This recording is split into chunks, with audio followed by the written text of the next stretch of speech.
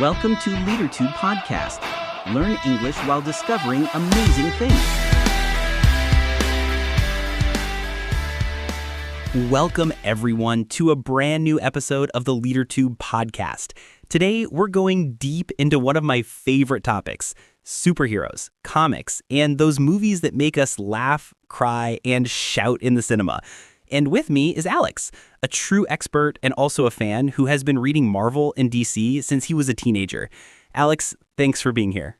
Thanks for inviting me, Tom. Honestly, I'm really excited. I think we're going to have one of those conversations where time will fly. That's the idea. So let's start right away. The word on everyone's lips right now is multiverse. Some people say it's the best idea ever. Others say it's going to make stories too complicated. What do you think? The multiverse is like a double-edged sword. On one hand, it's going to give Marvel unlimited creative freedom. They can bring back any character, show different versions, or fix mistakes from the past. But on the other hand, it might confuse casual viewers. Not everyone is going to read comics or watch every single series, so they could get lost. True, but fans love surprises. For example, when Tobey Maguire and Andrew Garfield showed up in Spider-Man No Way Home, the cinema literally exploded. People were screaming, clapping, crying. Exactly. That moment proved something. Nostalgia is powerful. Marvel is going to use it again. They will keep giving us fan service, but at the same time, they will try to build new stories. Do you think that's sustainable, or will people get tired of all these surprise cameos? Well, it depends. If they only focus on cameos, yes, people might get bored. But if the stories are strong, then the cameos will just be the cherry on top. For example, imagine if in Doctor Strange Multiverse of Madness, the plot had been more solid. People would still be talking about it today, not just about the cameos. That's so true. Okay, let's play a little game. If you had the chance to rewrite Infinity War using the multiverse concept, how would you do it? Oh, that's fun. Okay, so imagine this. When Thanos arrives in Wakanda, another team of Avengers from an alternate reality appears.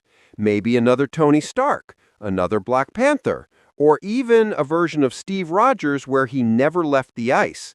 That would have changed everything. Wow, that would have been epic. And then maybe one Tony Stark sacrifices himself, but the other survives. So in Endgame, our Tony dies, but another Iron Man continues living in another timeline. Exactly. Fans would cry and cheer at the same time. You lose a hero, but you gain another. It's bittersweet. And you know what? Marvel is going to use that trick. I'm sure they're going to bring back Iron Man one day, even if it's just for one scene. Without a doubt. The studio knows that Robert Downey Jr. is like the heart of the MCU.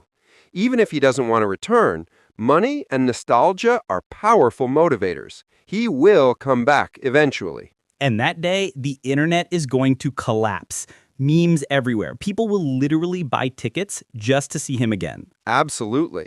And not just him. Imagine if one day they bring back Hugh Jackman as Wolverine permanently, not just for Deadpool 3.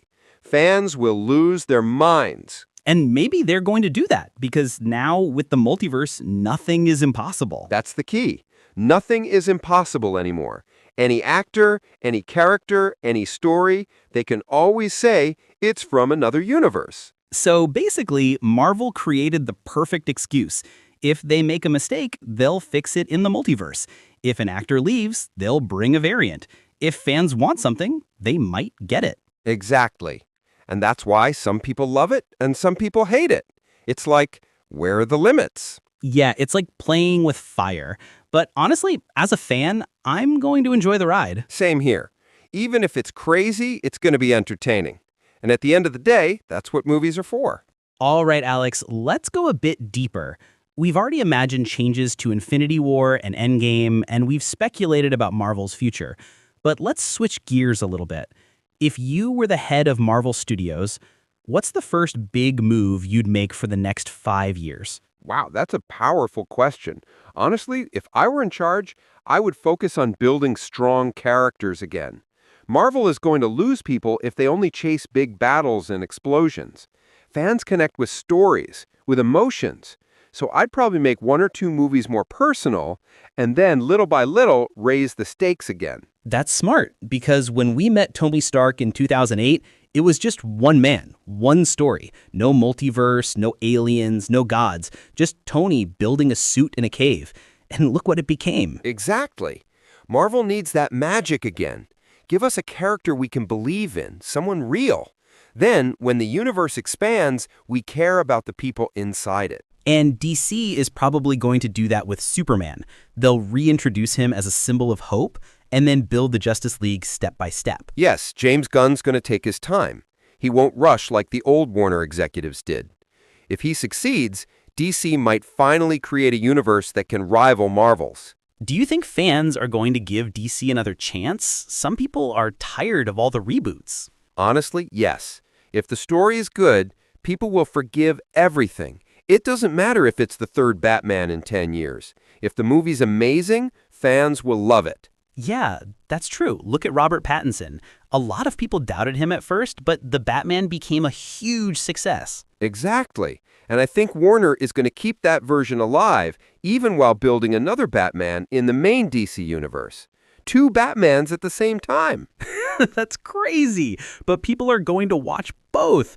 Batman is too popular to fail. Definitely. He's like Spider-Man for Marvel. Even if the studio makes mistakes, the character is so strong that fans will keep coming back. Speaking of Spider-Man, what do you think is going to happen with him in the next movies? Oh, I'm sure Marvel and Sony are going to keep him at the center. He's young, he's popular, and he's already been through a lot.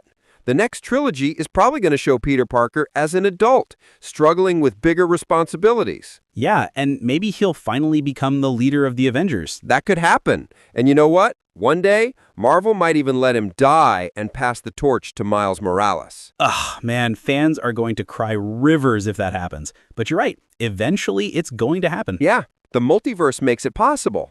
They could keep both characters alive in different universes. Marvel really found a way to never run out of stories. Exactly. And that's why I think superhero movies are not going to die. They might slow down, they might change style, but they will always come back stronger. Yeah, because heroes represent something universal.